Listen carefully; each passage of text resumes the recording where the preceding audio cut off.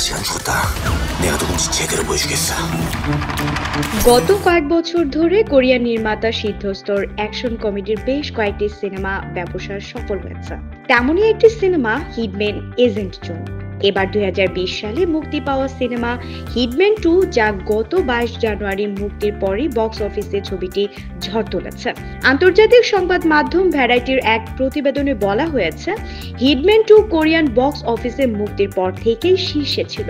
2রা ফেব্রুয়ারি মুক্তির 13তম দিনে ছবিটি দেখেন প্রায় 20 লাখ দর্শক। বছরে প্রথম কোরিয়ান সিনেমা হিসেবে হিটম্যান 2 এই রেকর্ড করেছে। এখন ছবিটি শীর্ষস্থান হারালেও এর মধ্যেই যথেষ্ট ব্যবসায় সফল হয়েছে। প্রথম কিস্তির মতো এই ছবিও নির্মাণ করেছেন চুই ওন সুক। হিটম্যান 2 তে অভিনয় করেছেন কোন সাং ও, জুন জুন হো, হাওং সিউইল হে। কোরিয়ার প্রেক্ষাগৃহে এখনো জমজমাট ভাবে চলছে এই সিনেমাটি।